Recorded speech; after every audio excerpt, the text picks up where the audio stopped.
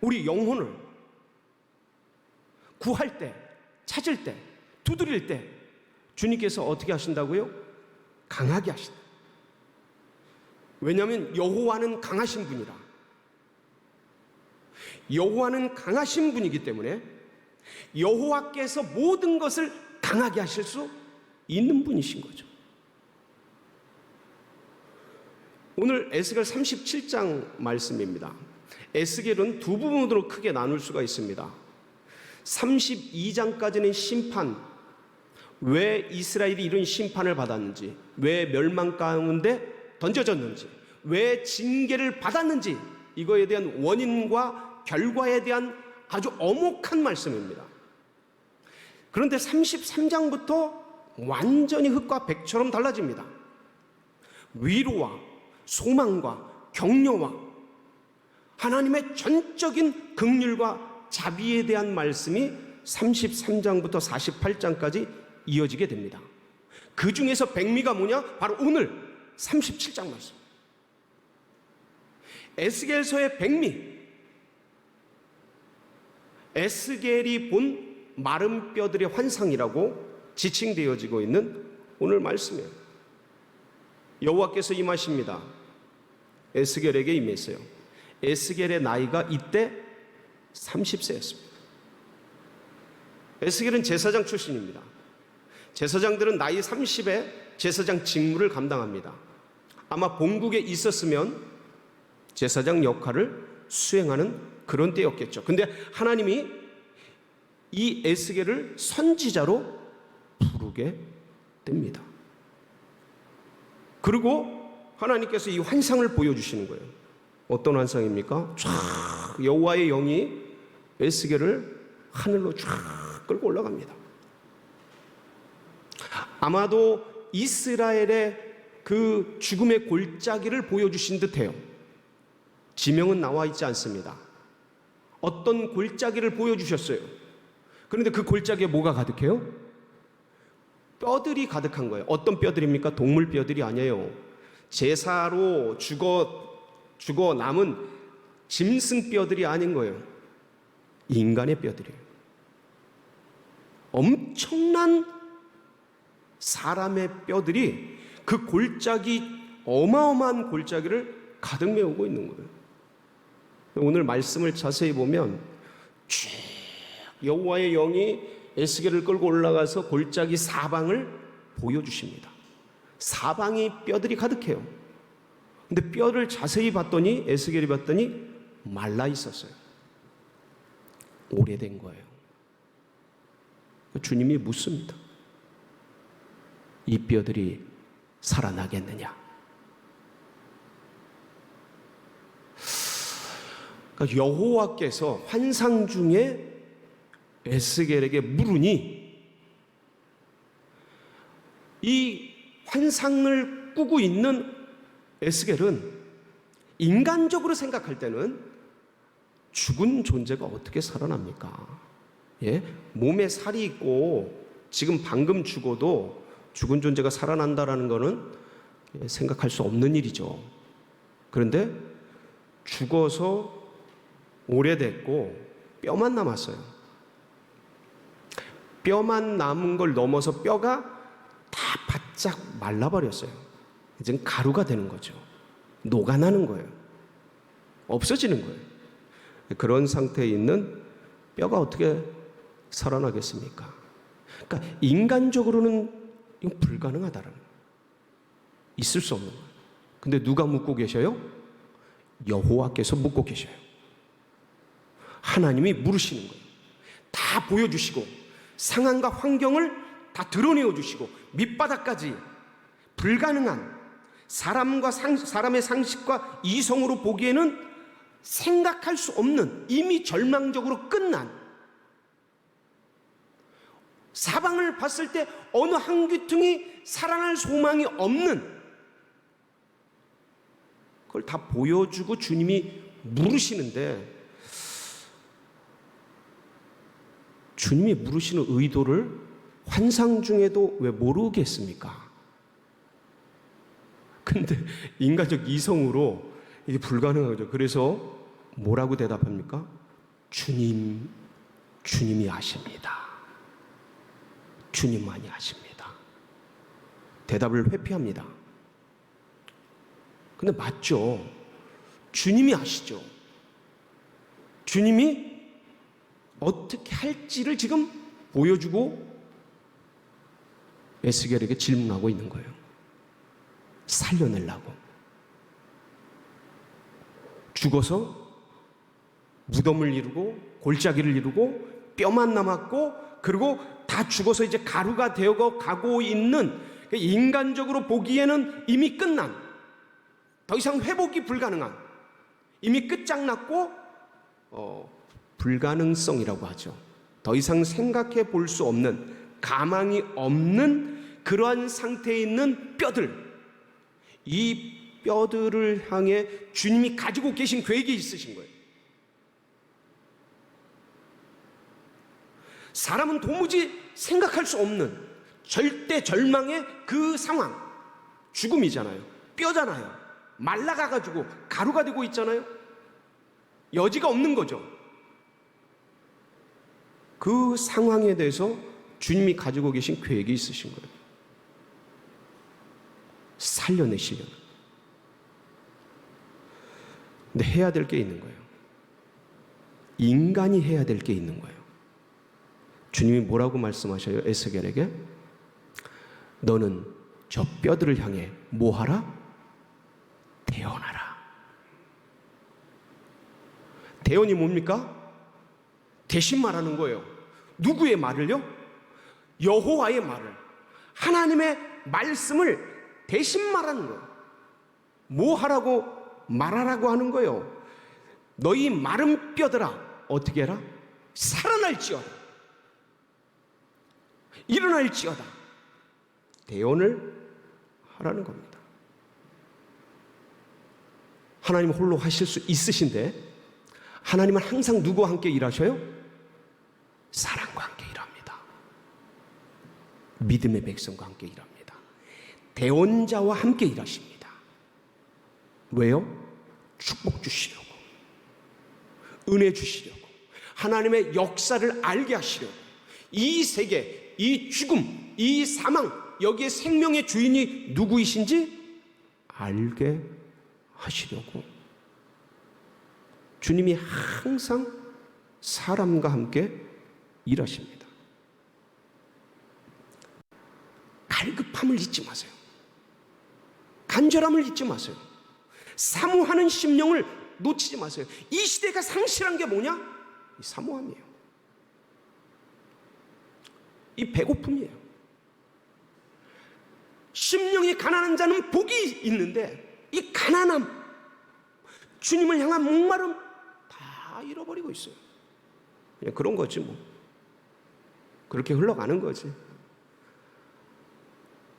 누가 뭐라 그러지 않으니까 다 쉬워져. 네, 여러분은, 이 말씀을 듣는 성도님은 주님을 향한 갈망 놓치지 마시기 바랍니다. 거기에 역사가 있는 겁니다. 거기에 은혜가 있는 겁니다. 거기에 하나님의 권능이 임재하시는 겁니다. 이 갈망을 가지고 뭐를 해요?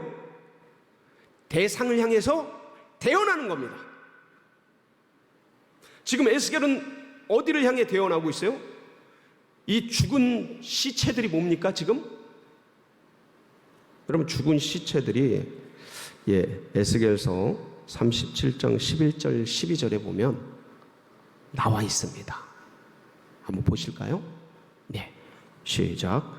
또 내게 이르시되 인자야, 이 뼈들은 이스라엘 온 족속이라. 여기까지. 이 뼈들이 누구라고요? 이스라엘 온 족속이에요. 이거 주님 하나님이 직접 말씀하시는 거예요. 에스겔에게. 이스라엘 온 족속이 이미 끝난 거예요. 상징적 모습이죠. 바벨론에 의해 이미 식민지 점령당하고 나라가 멸망한 겁니다. 아니, 실제적으로 수백만 명의 사람들이 죽어나가고 끌려갔어요. 끝난 거예요. 근데 에스겔은 그게 보이는 거예요. 하나님 살려주세요. 하나님 도와주세요. 하나님이 함께 하시면 살아날 수 있습니다. 그 대상.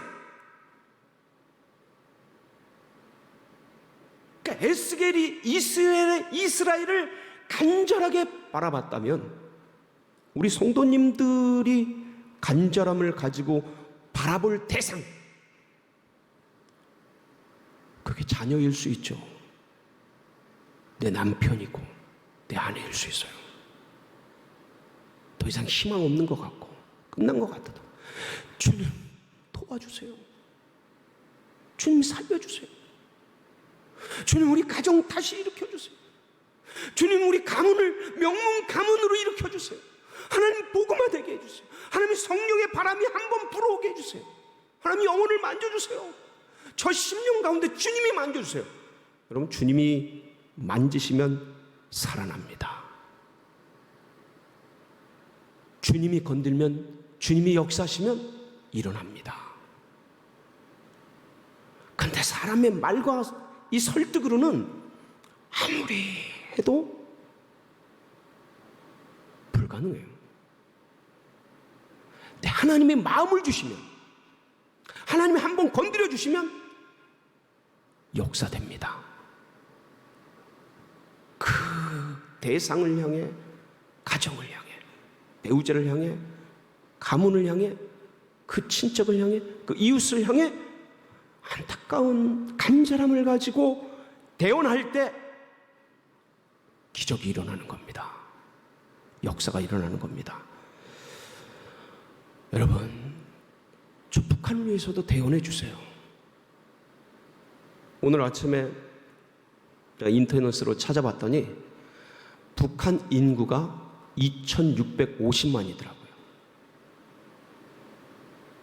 그러니까 2,700만 명쯤 되는 거예요. 저 북녘에 2,700만, 진짜 에스겔 골짜기 같이 죽어가는, 아니 이미 시체 덩어리가 되고 불가능해 보이고 더 이상 어떻게 해볼 수 없는, 진짜 벽이 느껴지는, 오히려 갈수록 더 심해지는 것 같은, 핵으로 무장하고 어떻게 해볼 수 없는, 그렇기 때문에 누가 필요해요? 대언자가 필요한 거예요. 하나님,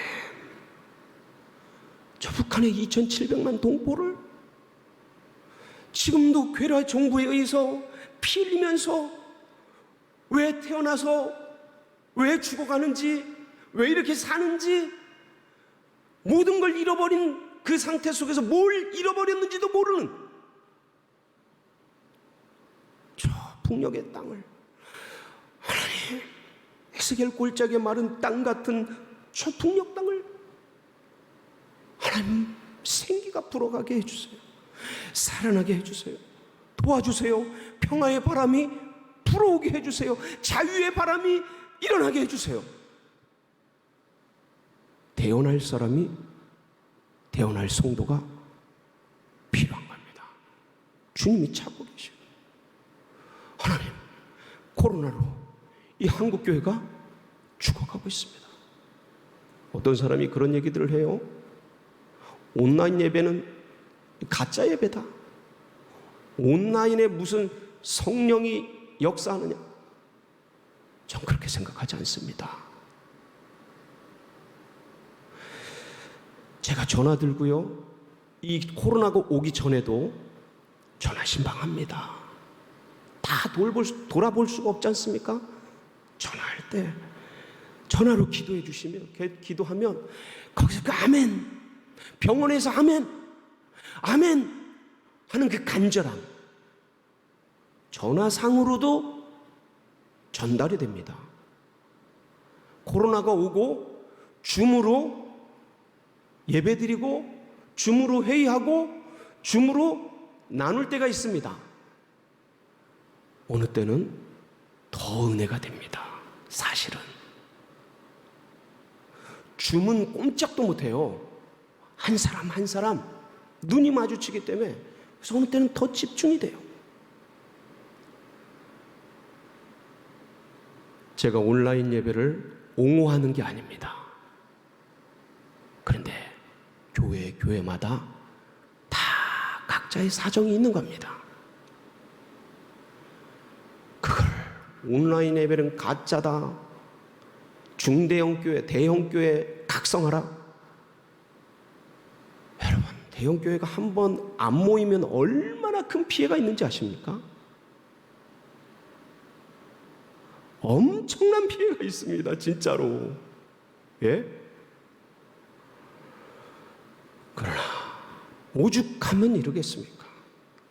저희는 한 주 더 먼저 땡기지 않았습니까? 오죽하면 그러겠습니까? 이 목회자가 먼저 병들어서 코로나 걸려서 죽을 고생을 했는데, 젊은 피가 끓는, 근데 어르신들은 잘못하면 어떻게 되는 겁니까? 그러니까 이거를 당회가 다 아는 겁니다. 당회가 다 아는 거예요. 어르신들 대면 예배 드리면 어르신들이 70%, 80%인 거예요. 하루에 1,500명, 1,600명, 수도권에서만 1,000명 이상 밀려오는데 어느 틈엔가 어떻게 될지 압니까? 여러분, 여기 한 명만 걸려보세요.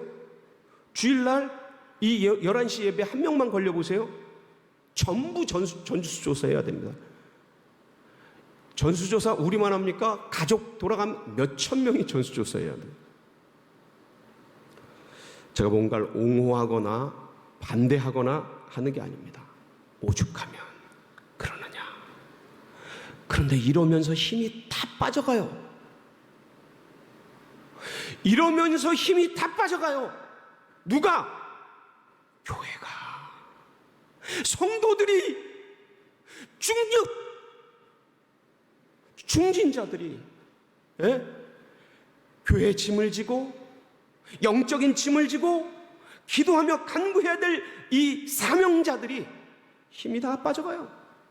에너지가 다 빠져가요. 오히려 이런 때 힘을 내고 으쌰으쌰 어깨동무하고 달려가야 될 그 권사님, 한수 집사님, 장로님, 집사님,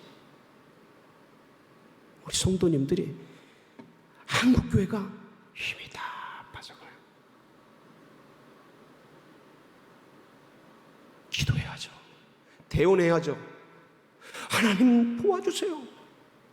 지금 이 코로나 시국과 환경 속에서 잠들고 있는 믿음의 백성들 주님 깨워주세요. 하나님, 죽어가는 그 영혼들을 주님 살려주세요. 대언자가 필요합니다. 한국 교회를 위해서, 우리 교회를 위해서, 성도들을 위해서 여러분 대언해 주시기 바랍니다. 영의 기도를, 영의 찬양을, 영의 간구를 여러분들이 해주셔요. 우리나라 교회뿐만 아닙니다. 선교지, 여러분, 각 선교지에서 다 추방당하고 외국인들을 막 쫓아냅니다.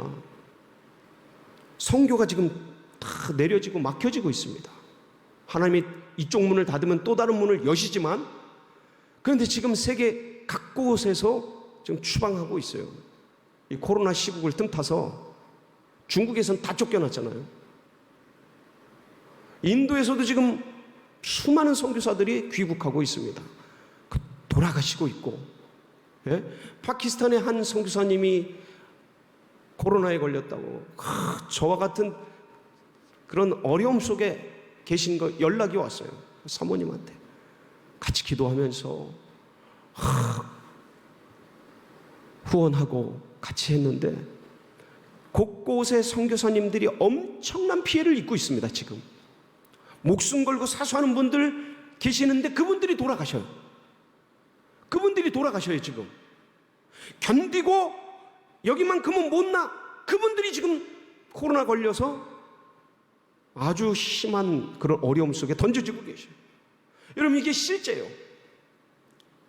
우리나라는 의료시설이 굉장히 잘 돼 있지 않습니까? 근데 그렇지 않아요. 파키스탄, 인도, 네팔, 우리 선교사님들 다 가 있잖아요. 그분들 던져진 그 영혼들 뿐만 아니라 세계 열방에 나가 있는 선교사님들, 아버지 도와주세요. 여러분, 더 많이 후원하셔요. 더 많이 기도하셔요. 더 많이 대언해 주세요. 더 많이 중보해 주세요. 더 많이 영적인 기도, 영의 기도를 하셔야 할 때입니다. 우리들이 안 하면 누가 합니까? 전 여러분들이 기도해서 살아난 존재 아닙니까? 예? 여러분들이 기도해 주셨기에 살아났지 않습니까? 그 죽음의 골짜기에서, 그 사선에서 그냥 가도 전혀 이상하지 않은 그런 때였습니다. 진짜입니다. 제가 그냥 소문을 놓고 싶더라고요. 너무 힘드니까. 근데 누군가 대언하고, 누군가 영의 기도를 하고, 누군가 간절하게 주님 살려주세요, 우리 목사님, 우리 목사님 살려주세요, 이 기도가 있었기에 그 죽음의 골짜기에서, 그 사망의 음침한 골짜기에서 주님이 회복시키고 이끌어 내신 거 아니겠습니까? 지금 그런 상황들이 얼마나 많은지, 선교지, 이 나라 민족교회, 특별히 경제적으로도 너무 힘들어요. 대기업 몇몇 기업들이 쭉 끌어가지만 지금 이 자영업자들, 저 요 옆에 진짜 제가 거의 매일 가다시피 하는 그런 맛있는 음식집이 있습니다. 야, 이건 진짜 가성비가 뛰어나고 맛도 좋고 서비스도 좋고 너무 좋아서 진짜 하루가 멀다 하고 가는 곳이에요. 그런데 놀랍게도 폐업했어요.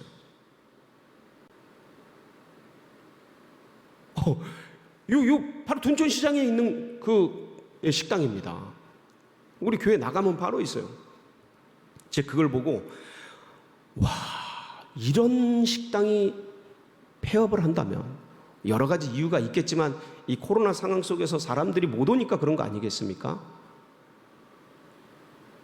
얼마나 많은 가게들이, 얼마나 많은 상점들이, 얼마나 많은 자영업자들이, 얼마나 많은 기업들이, 중소기업들이 이 돌아오는 어음 변제 못해서 발을 동동 구르고 있을까?